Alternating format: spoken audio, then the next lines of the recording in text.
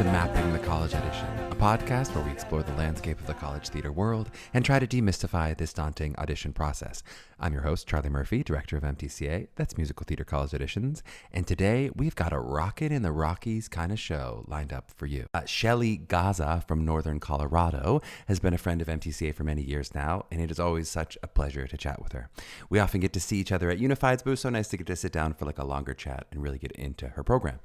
And I'm going to ask you all, because throughout the episode, I say Colorado, but do you like Colorado? Not Colorado, Colorado or Colorado? You can make your own decisions. I may have been saying it wrong the entire time. I only noticed in listening back that Shelly every time said Colorado. And it was also a total accident that Beth Malone from Northern Colorado and Shelly were back to back. That was just truly I wish I could say we had enough intention to do that on purpose, but we recorded Beth over the summer and Shelly more recently, and it just happened to line up as a little bit of kismet. This is also continuing our promise of some more schools out west and all over the country. We got that note from our first season that it was too many Northeast schools, so we're really trying to balance that out and keep filling in the entire map. We will continue to do that in the coming weeks and months. Today on the show, we got into the beautiful locale that Northern Colorado has of Greeley, Colorado, the ability to get a minor or certificate outside of the theater school. We talked a little bit about where people come from who go to the school and then where they end up and some of their alumni hubs in different cities. We talked about Northern Colorado's affordable tuition with academic and merit scholarships that you can combine. And we talked a little in the audition about what is your job versus what the faculty's job is, and Northern Colorado's excitement in cultivating the potential of an artist that they see. But before the interview, I'll just give a heads up to any juniors or younger students who are thinking about meeting us that we are doing a free webinar/workshop on November 9th. Look out for more details. I'll be talking about it a little bit more in future episodes, but you can mark your calendars down now. It'll be November 9th. It's a chance to meet me on video and not just audio and hear a little bit more about this process on a granular level. And, here we're kind of looking at the large map, but we'll kind of zoom in on a little bit of what your timeline is and some expectations for the process. And of course, you'll get to hear what working with MTCA would be like. That is all for free. And for seniors out there, I know we mostly just tell you to rate and review us, but the truly greatest gift you could give the pod is to maybe tell a younger friend about MTCA and pay forward some of the knowledge to the next generation. If they're in high school, they could do an initial consult with us or, of course, attend this workshop. But if they're younger, tell them about the pod and maybe they become a listener and just put us on their radar or put this process on their radar. That would be a true gift to us. Much appreciate, as are your ratings and reviews, of course. I love those of you who have gotten those in. Thank you, thank you. All right, enough shilling for MTCA. Life is good over here. I've grown a mustache again, and I feel questionable about all of it.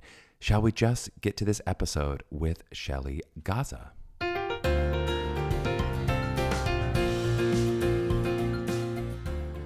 Well, we are honored to be joined by Shelly Gaza on the pod today. Shelly has a BFA from Millikan University, an MFA from Wayne State University, and a certificate in acting from the Moscow Art Theater in Russia. She has acted all over the country in places like the Utah Shakespeare Festival, the Little Theater of the Rockies in Colorado, Alabama, Colorado Shakespeare Festivals, lots of different wonderful festivals, some film, TV, radio work. She's directed a lot of places and is the speech and dialect coach for the Arvada Center for the Arts. She's also the co-founder of Statera Arts, which creates a platform that brings women into full and equal participation in the arts, and is the director of the school and associate professor of theater in the School of Theater, Arts, and Dance at the University of Northern Colorado, where we find her today. Shelly, how you doing? Welcome on the pod. Oh, hi, Charlie. It's so nice to be here. We're going to say a little bit about Northern Colorado, which we know it's in Greeley, Colorado. They have 20 students, about 20 in MT and 20 in acting per class. You offer all kinds of degrees, BFA in music theater, BFA in acting, lots of different MAs, BFAs, minors, and different things you can do. And we'll get into all of that today. Right. Before we dive too deep into the program, which is what we'll chat about a lot, I just love, other than the bio I just read, are there any tidbits or fun facts or stuff about your path that listeners should know as they're meeting you as this director of the program? Is there anything they should know of what the past version of Shelly was? Oh gosh, oh boy, sure. I'll tell you. Well, maybe this should be fun because you said we're in Greeley, Colorado, Uh-huh. and it is beautiful Greeley, Colorado. Uh-huh. I am not a native of Colorado, but I actually first came to Colorado as what we lovingly call a ski bum back right after my undergraduate days at Millikan University. And I fell in love with the state and in love with the beauty of the mountains. And although I have been away from Colorado, when I went to grad school, I spent some time in New York and Chicago and yada, yada. I am thrilled to be back in Colorado, and I've been at UNC this is my 12th year at the university. So that's just maybe a little fun fact that in between my degree programs, I was a ski bum. So I don't know. I Maybe that's a I fun love that's fact. a great thing to say. I don't know what I'm trying to cue it up differently because we always got like long bios of everyone, and I'm just trying to cue it up of like, give me a quick little fun facts Love about you, that. which is Love that. let's get into the school a little bit. So I'm going to ask you Okay. probably the toughest question first, which is just kind of in summation or in brief, like what do you think makes a Northern Colorado student? So if you're going to kind of identify what has been your experience specifically Mhm. of a theater student at Northern Colorado, what kind of person seems like they're a fit for this university? That's a great question. And fit is really important. I find, well, you're probably not surprised to hear me say, I love our students dearly, but I love them because they are a particular kind of person. And that is somebody that is Hmm. passionate about their art. We also, some of our students have been doing theater since, they before they could walk. And some students just have Hmm. found it in the last year or two, but their talent and their passion and their just their drive to pursue it at the university level just radiates from them. And we gravitate toward those students Hmm. because we see in them the piece of us that reminds us about our passion about theater arts. And so we are looking for incredibly talented students, but on top of that, we're looking for passionate students, curious students, Hmm. and those are things that we really gravitate toward. And I think maybe something that's a little bit special about our student body. Hmm. I notice that about them as a group. All right, so now I come in, I'm passionate, I'm curious, I've got that spark of what I'm gonna learn. Let's talk a little bit about the curriculum. Maybe take me through the 4 years, maybe especially of a musical theater student, though we can maybe talk acting a little bit as well. Sure, sure. Just to talk a little bit like what is freshman, sophomore, junior, et cetera. How do the 4 years go for me? So it's a pre-professional training program, as you would expect of a BFA program. What's special or a little unique about us is that we are on a liberal arts campus. So we will boot you out of the studio every once in a while to go study English and history and all those things that make you a well-rounded human. But when you're in our school, you're really busy. Your classes will be divided between acting, voice, musical theater, and dance. So, in all 4 years, you will have some of each. So, in your freshman year, you will take you'll have your private voice lessons with the head of our musical theater program, Professor Ryan Driscoll. He's an incredibly gifted voice teacher, and he comes with a lot of background, Broadway background. He's an incredible voice teacher, along with Dr. Carrie Klofak is our other voice teacher. So you'll have private voice lessons. You will take acting classes with our acting faculty. That's something that's unique about our program too. You will take the musical theater majors take acting classes from our master acting Hmm. teachers. And with the acting students as well, or separate students, separate classes, same teachers? It varies. So generally in the first and second year, the musical theater majors will primarily be in classes with their cohort of musical theater majors. By the time we get to the junior and senior year, when you're in the advanced acting classes, then the cohorts start to mix and acting majors and musical theater majors start taking classes together, which can be really wonderful because it really does expose both the acting and musical theater majors to Hmm. each other, a new group of acting partners and people to work with.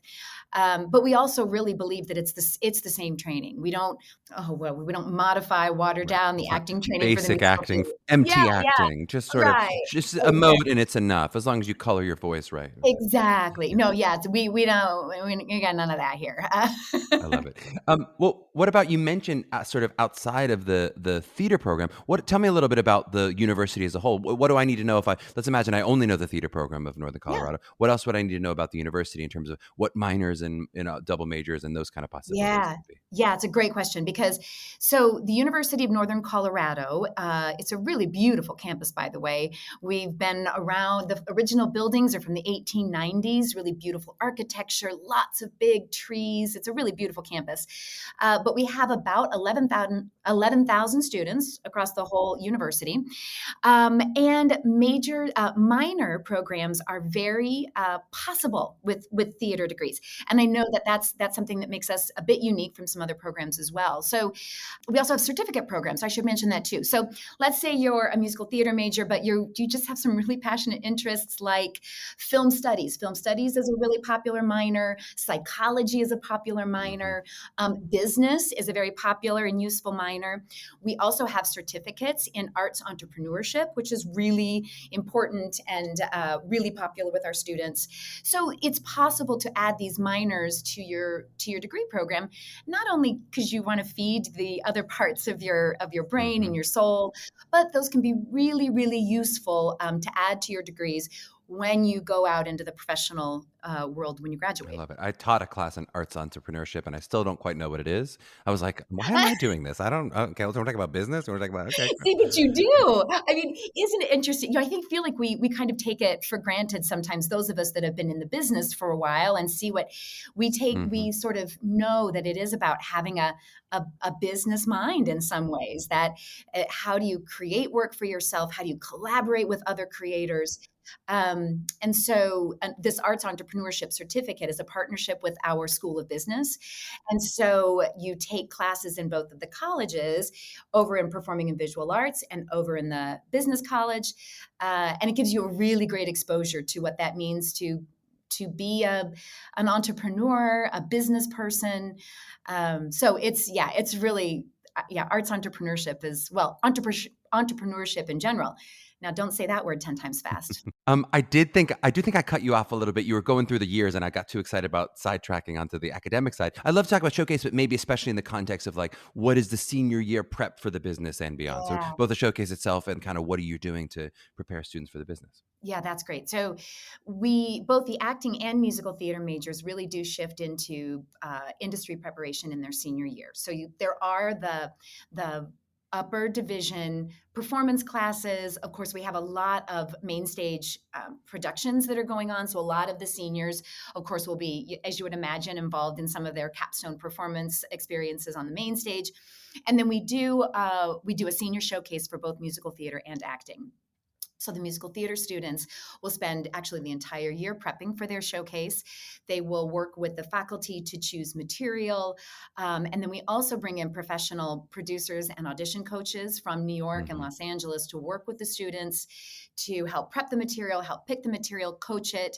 And then we do shop the showcases to industry professionals, casting directors, and all the usual suspects there. It's really a fantastic year. It's really about forward-thinking industry prep. And it's really great for me because I get to see these students do their thing in that senior year. They just shine in the senior year. It's a joy for me to watch. But that's just selfish of me. I love to watch their work. But yeah, it's a really exciting year, and it does culminate in the senior showcases, which can be so helpful in launching their career and that first step into the business. It's so true. As we're talking about curriculum a little bit, I always like to ask, is there a discipline of the three, especially for the musical theater majors?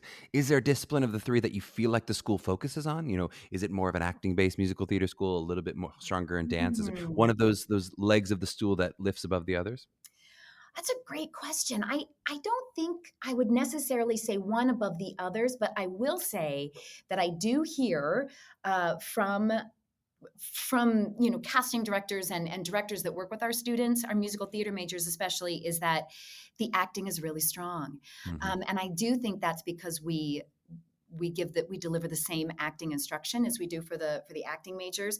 And I think that's so important right now with the kind of musical theater we are seeing on Broadway and in New York. It is so character driven and story driven, and it is really not, it really demands that authentic, honest acting work as well as the incredible singing and dancing.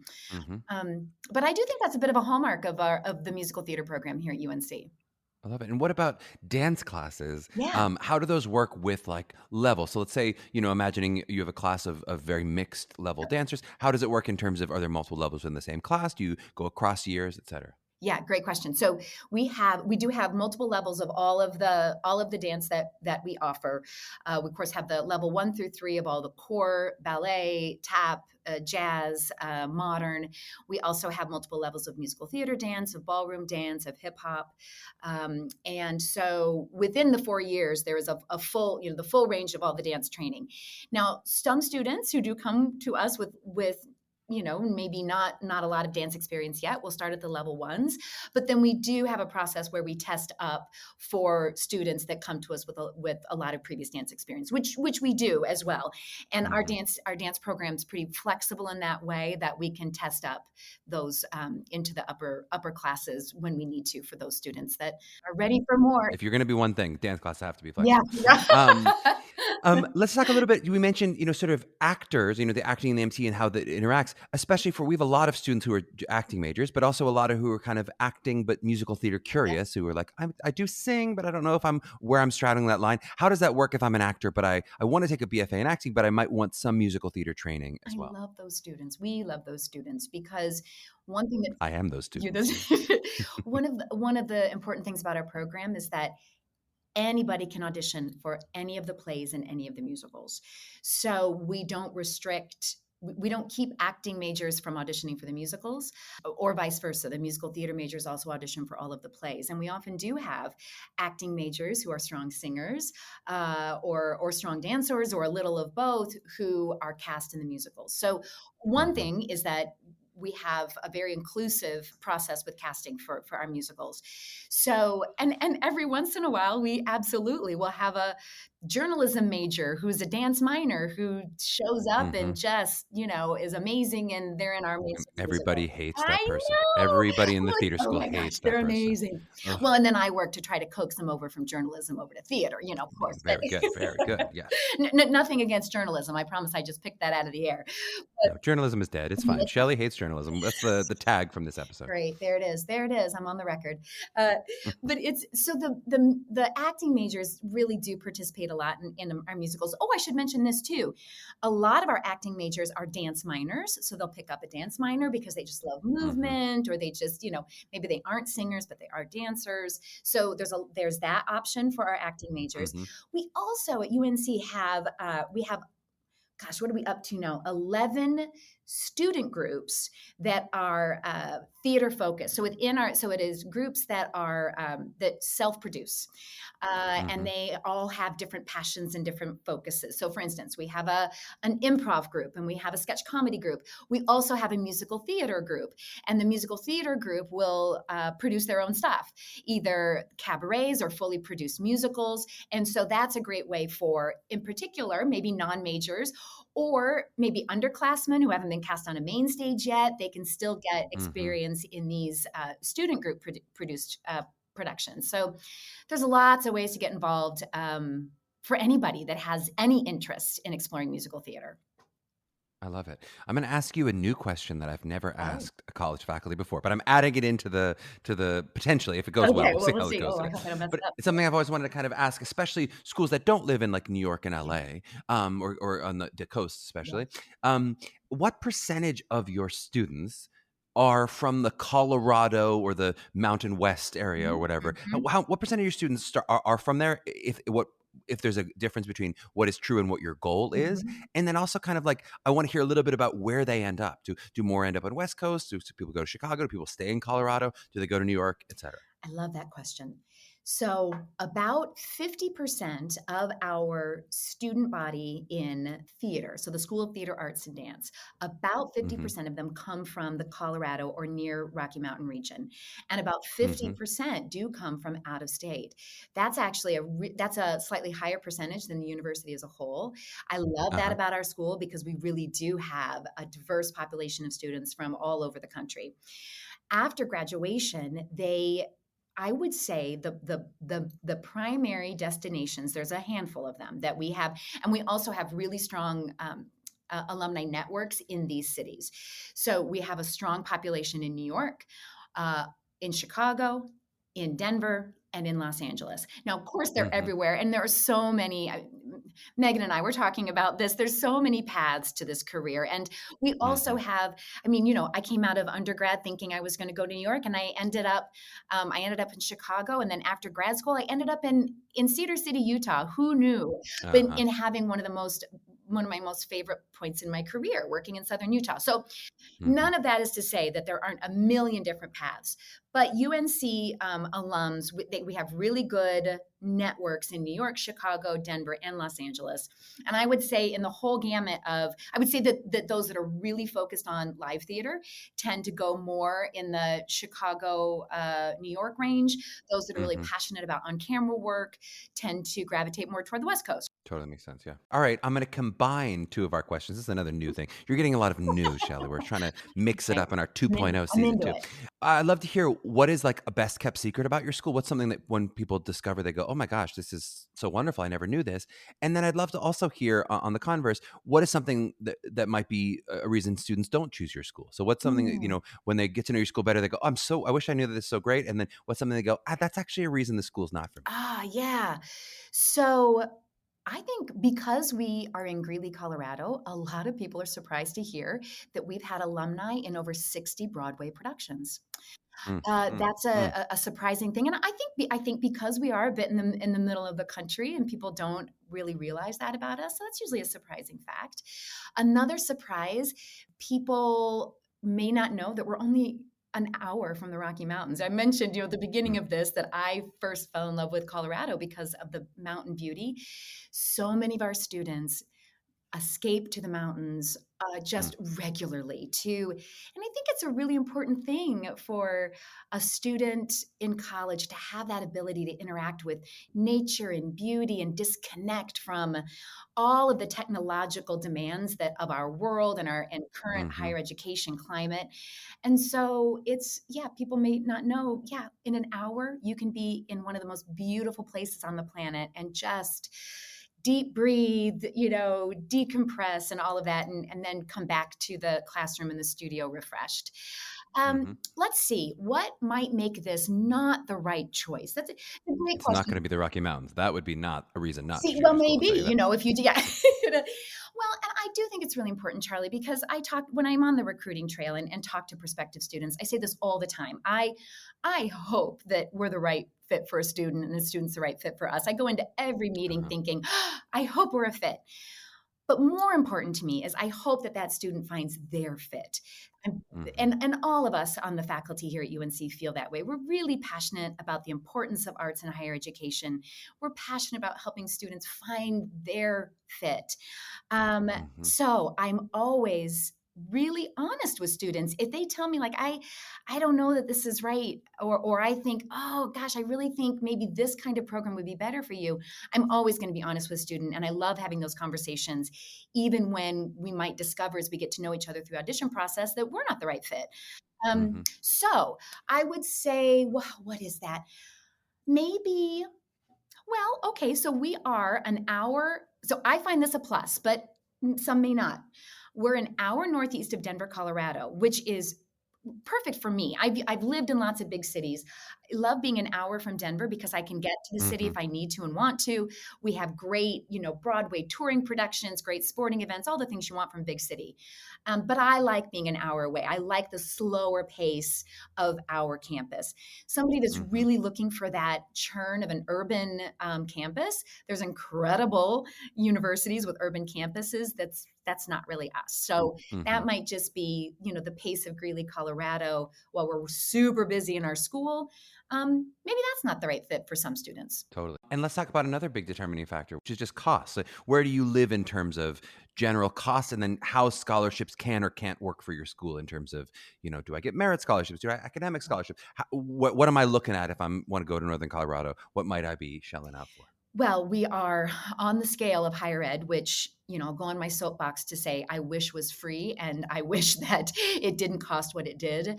I am proud to say that UNC is very affordable. And we have a statistic that I love. The majority of students that graduate from UNC do so with under $20,000 of debt. That's Mm. kind of an incredible statistic. That's now under $10,000 from Biden. I Cool. mean, yeah, it's just, well, that's Half true. the debt. See, there you go. That would be, and a lot of students, and probably some parents that might be listening in on this will know and be frightened of statistics that where a lot of college grads graduate with $80,000 of student loan debt. And what's crushing is somebody that's going into the arts where we're not. I mean, the salaries to begin with are going to be lower. We're not on this Yes. trajectory where we're getting rich quick. So to be burdened with that kind of debt is crushing for any young person, but especially somebody that's pursuing the arts. So I'm really proud to say that UNC is very affordable. We do have quite generous scholarship packages as well. So the university has academic scholarships, and we also have talent scholarships. And the good thing about UNC is you can combine them. So if you're awarded both an academic scholarship and a talent scholarship, you can put those together, and that can really help defray the annual tuition cost. So all of that I think is pretty good news for students looking at us. This is what people want to Yeah. hear. Yeah, I was saying to you in the email that we just had Beth Malone on the pod, who's a Yes. Northern Colorado grad, and she was saying, like, after a very successful career, it was many, many years before she ever made more than $1,000 a week, which in theater, we're like, $1,000 a week, that's Yeah. amazing. But it's also like, how do you pay down debt? Well, But that's not exactly. How do you an amazing salary. no, and anyone, that now you might have a mortgage or, any of those Hmm. adulting things, $1,000 a week is not, yeah, that's gonna go real quick.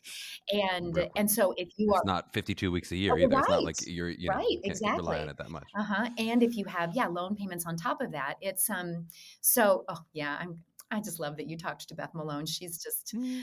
yeah, she's one of the most wonderful people on the planet. She directly preceded you. This is just lucky timing. All right. Well, we're going to take a short break. And on the back end of the break, we're going to get into the audition process a little bit. So back in a flash. All right. We are back with Shelly, Gaza, and we're going to talk about the audition process for Northern Colorado. So I'm going to give you the second toughest question, which is just to kind of, in short, what do you think makes a great audition for you? A great audition is probably equal parts preparation and equal parts just being yourself. And that's a terribly unfair thing to say because it's such a strange, stressful, artificial situation Hmm. that performers do, right? When we do these auditions.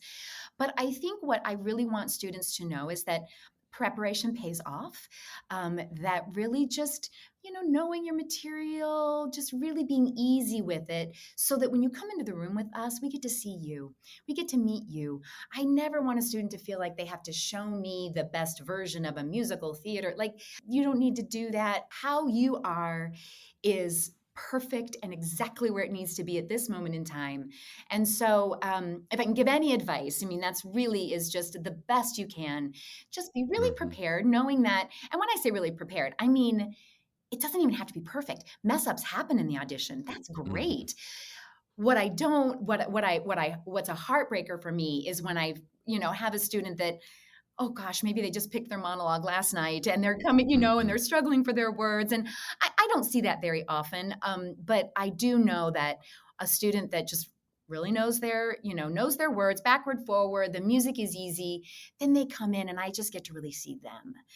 Um, Hmm. and that's what we really are looking for. How does sort of audition advice, or maybe if you want to think of an audition preparation, change for you in different platforms? So now the students have so many ways they can audition. They can audition online. They can audition, unifieds. They can audition on campus, right? But even also like I don't know how many regional auditions and different now combine auditions and all these different things that are happening. Mhm. We just got back from Pittsburgh Unifieds, where a bunch of people were all coming together Yeah. with all these different platforms. Do you look at kids auditions differently? How do you expect the audition to be different, whether it's an on-campus audition, a unified audition, or an online audition? Yeah, gosh, I don't know that I ever thought of it in exactly that way, but it's a really good question. I don't know that we look for anything different. I will say though that we try our best to eliminate as many barriers to auditioning for us as possible. So for Hmm. some students that travel is just for whatever reason might be prohibited to come to our campus, we happily accept video auditions, Zoom auditions. I mean, we can be really flexible now about removing any of that barrier to meeting us. Mm-hmm. And I would say that we've gotten really used to one of those, I hate the idea of saying a silver lining of the pandemic, but let's be real. We've gotten really used to and easy with this technology. So Yep.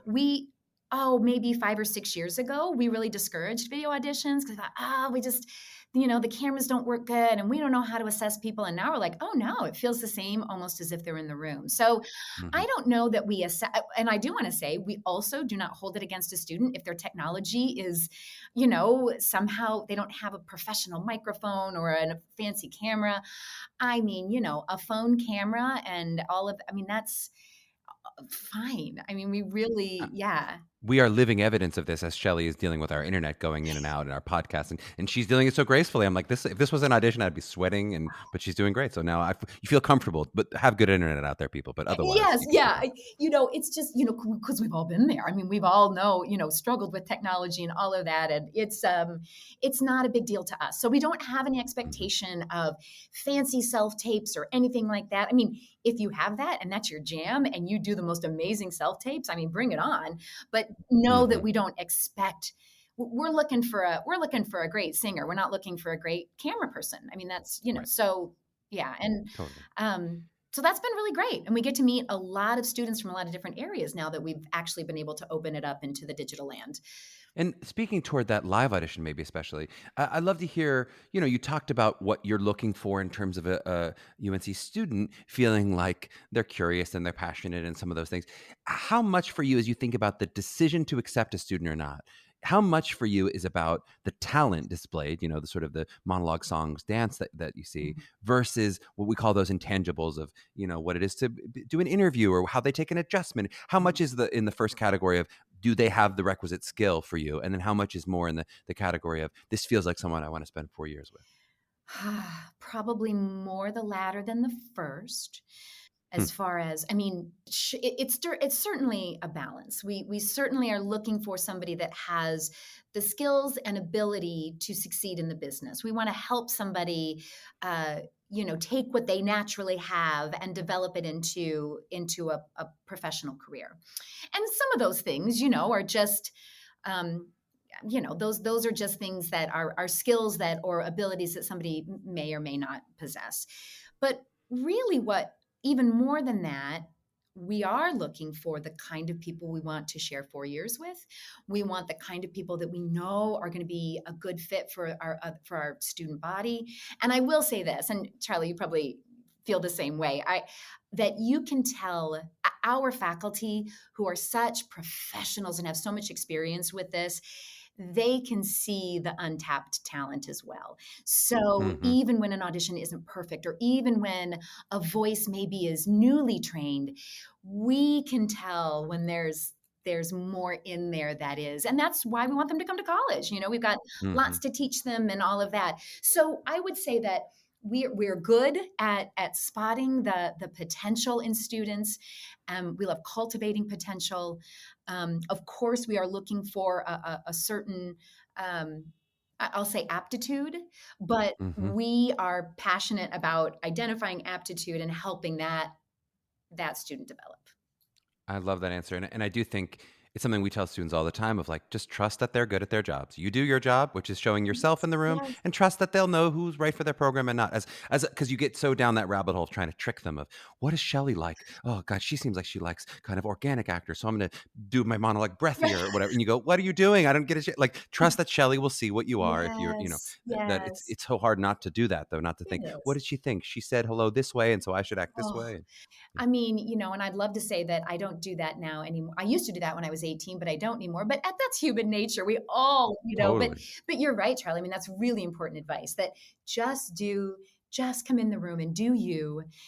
Trust that Mm-hmm. we have a lot of experience with this and we're going to be good at sifting through, like, yeah, that's a fit for us, or yeah, yeah, just want to Mm-hmm. see them do their thing and have fun doing it, by the way. That's sort of cliche, It's so true. but seeing somebody enjoy their work in the room, that's everything to us too. It's so true. And then how does it work with interactions between disciplines for admission at Uh-huh. least? So, if you're looking at a musical theater student, especially, how do I get a score in each discipline? Do I get how does my dance factor in? Do I get one of the disciplines dropped if it's my worst discipline? Is it more holistic? How does it work in terms of, you like me as me, Charlie, great actor, 10 out of 10. Okay, singer, terrible dancer. How would I get weighed kind of holistically there? Oh, great question. It is more holistic. I will say we don't do a rating scale or a rubric as such. What our every audition will be viewed by multiple faculty members in the musical theater area or the acting area, and then we talk about Hmm. strengths or what a particular student might be need more work in than another area. And so, um, we might consult, the head of musical theater might consult with the head of acting, and they might watch the video together. And sometimes we might do a redirect, meaning we loved your audition for musical theater, but we really feel like you are more of a fit for our acting program, and we'd love to tell you about the acting program. That doesn't always happen, and we don't necessarily expect that the student will want to redirect, and they may Hmm. choose then to still be in a musical theater at some other university. And of course, that would be, like I was saying earlier, we really do want the student to find their fit. So sometimes there'll be a redirect or whatever, but Hmm. we know no one ever comes to us as a triple threat. That's always the goal at the end of 4 years, but that never is the case. So the Hmm. faculty also will consult so that there's a sort of a personalized approach to each student too, knowing this student, all right, we're going to put that student in some extra dance classes for a couple of years Hmm. because maybe they need more work in dance, and that's okay. We embrace that. But yeah, it's more holistic. It's more discussion amongst the faculty. Um, and then ultimately, the head of the program will assemble their incoming class. Yep. So, And then, so once the artistic decisions have been discussed and weighed and made, how does that then interact with the university in terms of, is it just about I have to have a minimum, GPA, or does the university get to factor in and say, we really like this student, or how does the academics mm. factor in there? So yes, there it is a factor. All students also have to be admitted to the university, and there are academic requirements for that, and minimum GPAs and all of that. The funny thing is, and I don't know if you've noticed this, or I have a feeling that I don't think we're alone in this, but we find getting into the university is pretty much a breeze for theater students. Theater Hmm. students in general are just, well, they're such hardworking, focused, organized people. And Yes. so usually they don't have any trouble getting into the university, but it's not always the case. But there are definitely academic standards and they have to get into the university. And then, I'd say even especially musical theater students. I've noticed that with our musical yes, theater students, the number of 4.0s I see, I'm like, oh my God, how do you have time to do all us this? too. And of course, not everybody, Yeah, but but it's a huge it is a percentage. huge percentage. And yes, it's really, it's quite astonishing and sort of like, oh yeah, you're a musical theater major. Of course Yeah. yes, you do. You're living up to your potential in every Yes, way. You've found a exactly. way to organize and do it Yep, all. And yep, yeah, for yep, sure. and hit my mark and all the things, right? Well, so in it, after the university admins, then there is either an audition or an interview, depending on which area you want to go into. So we have 5 major areas. There's acting, musical theater, theater education, design and technology, and theater studies. And then we also offer a dance minor. Hmm. Um, so there usually isn't a lot of struggle between um, sometimes the university, somebody will be admitted into the university, but not be admitted into one of our gated programs. That's always, sort of sad, but we always work with that student to either redirect them to another program in our school, Hmm. or, uh, you know, they'll get an offer from another school that is the right fit. And for you, if they are given that offer to the university, but not to the musical theater or the acting, Mhm. can they still go to the university? They still Absolutely. have admission. They could be a Oh, general absolutely. And ed. we have an ungated program as well. Theater studies is you Uh, have to be academically admitted to the university, but there isn't an audition process for the theater studies major.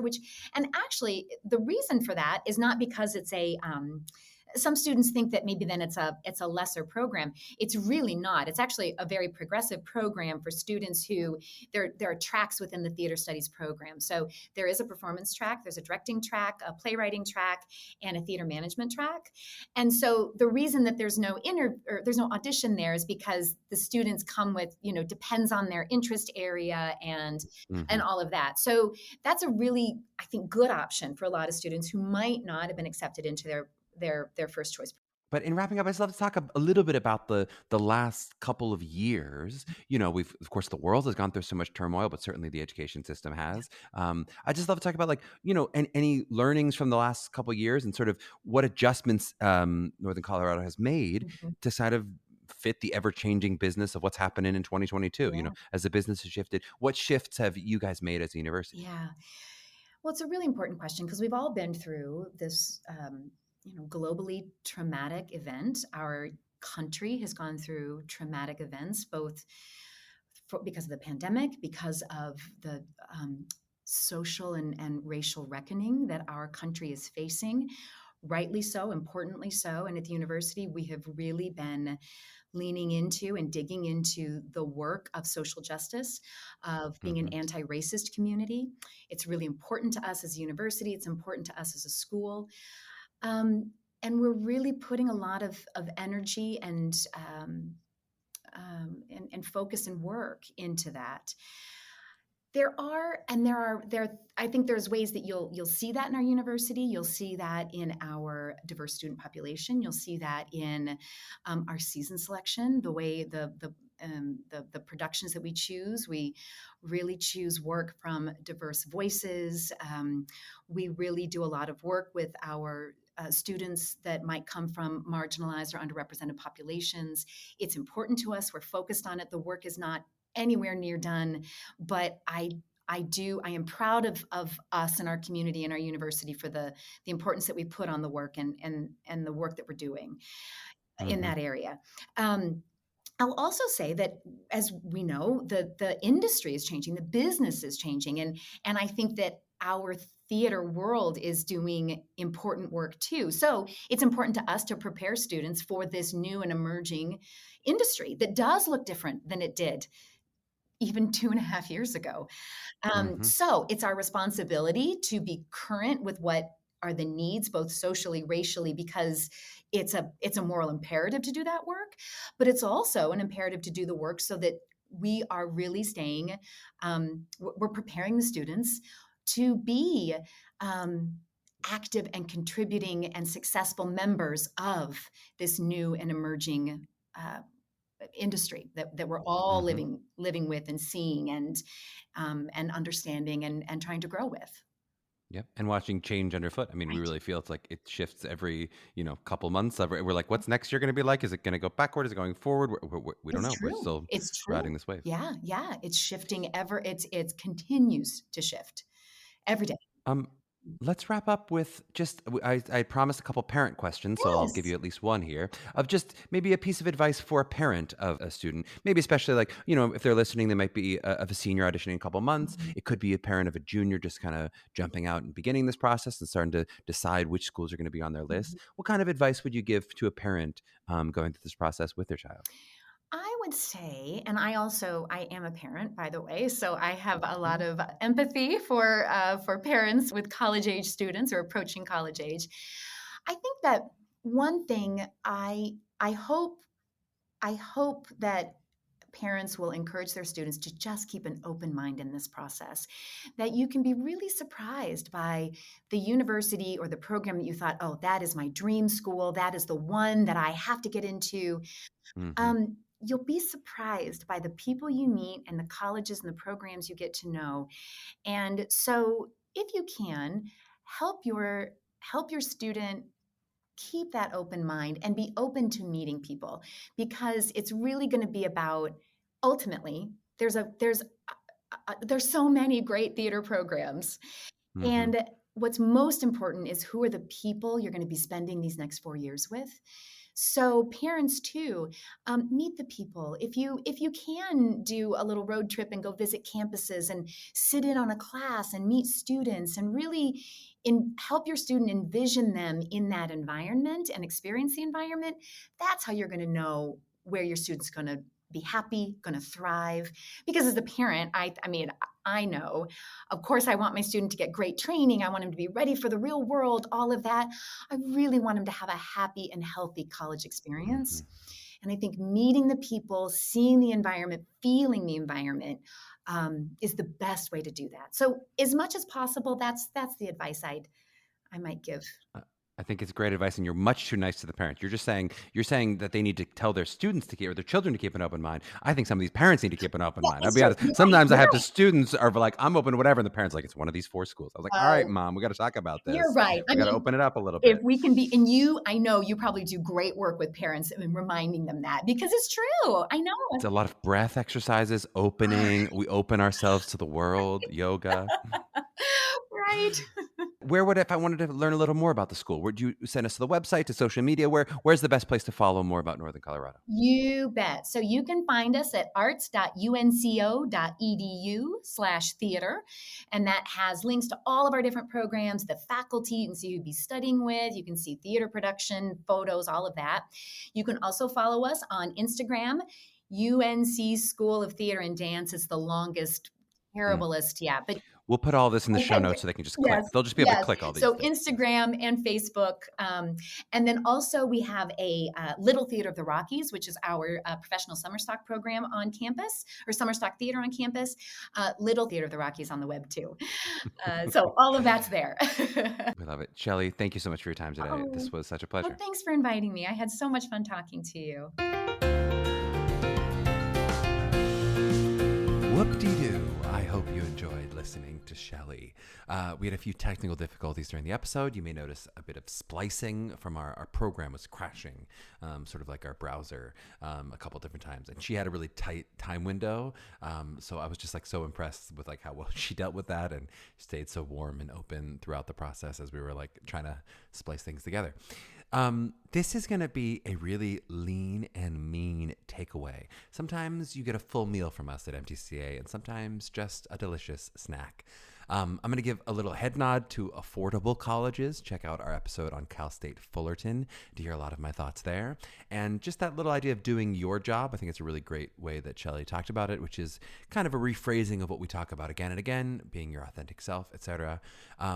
But I just want to talk a little bit about that new question I added in. I actually added in a few, if you noticed. We're going to try to keep updating our interview in terms of the different questions that we ask people.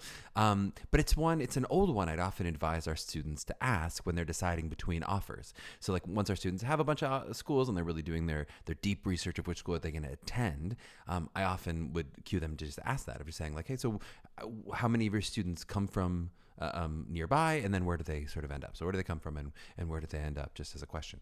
That's really not there to pass judgment on the idea that, if your students don't come from all over, it's somehow terrible or something. Though often I do think programs do like to have that kind of geographic diversity if they can. Or, in terms of where they end up, if students don't all end up in New York City, that doesn't mean they're not real artists or anything like that.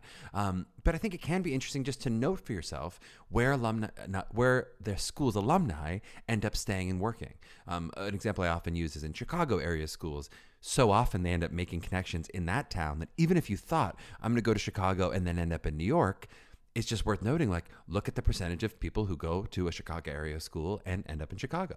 And I think it's also worth just like looking at like, do they have showcases on both coasts, or do they have a third coast, including a Chicago? Do they have something local depending where they are, where there's a specific connections to this theater, specific connections to the Seattle area, etc.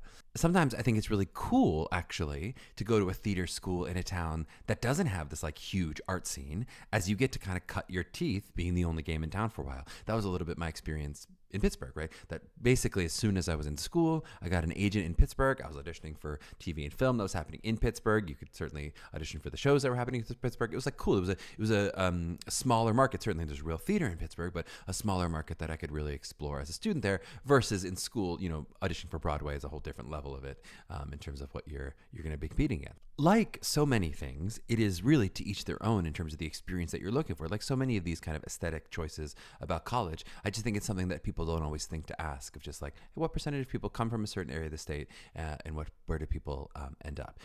And just noticing, I think this is where students aren't always realistic of just like, if 75% of the students come from the state and then stay in the state right after school, then, are you really the student who's going to buck that trend, right? Often students think, well, but not me. I'm going to move there and then I'm going to go to New York or whatever. But if New York's the dream and most people don't end up going to New York from the school, it's just worth noting that. Well, if you feel unsated by that tiny snack that you just got and want some more yummy MTCA content, please hit that follow button on your podcast platform. Of course, you can rate us. Of course, you can review us. Of course, you can tell your friends about us. You can also follow MTCA on all the social media or check us out at mtca.nyc. For those looking to attend that free junior workshop we're having on November 9th, that information will be clickable in the show notes. You'll see a little Google form where you can put your name and contact to get the link for that free workshop/webinar to launch your college process is what we're calling it. And if you truly can't get enough of me, you can follow me at Charmer7 on all platforms where I post approximately twice a year, but you really don't want to miss it. They're great posts when they come out. To my young ski bums out there mapping their journeys, is the phrase getting ahead of your skis a good thing or a bad thing? Think about it. We'll see you next week.